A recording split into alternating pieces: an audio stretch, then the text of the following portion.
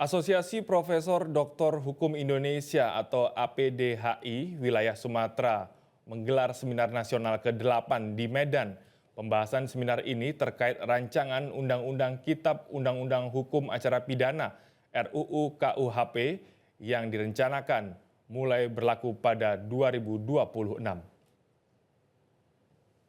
Ketua APDHI wilayah Sumatera, Yasmirah Mandasari Saragih menyampaikan bahwa seminar ini menghadirkan berbagai akademisi dan praktisi hukum terkemuka guna memberikan masukan konstruktif terhadap RUU KUHP yang merupakan inisiatif DPR RI.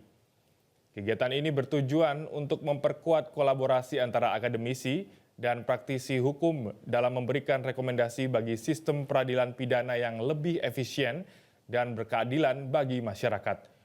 APDHI berharap rekomendasi yang dihasilkan dapat memberikan kontribusi nyata dalam pembentukan RUU KUHP yang lebih baik bagi masa depan sistem peradilan di Indonesia.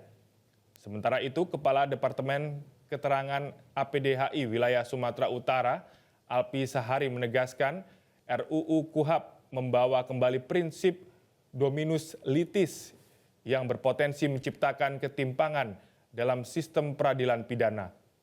Menurutnya, prinsip ini memberikan kewenangan dominan kepada satu lembaga dalam proses penegakan hukum, mulai dari penyelidikan hingga penuntutan.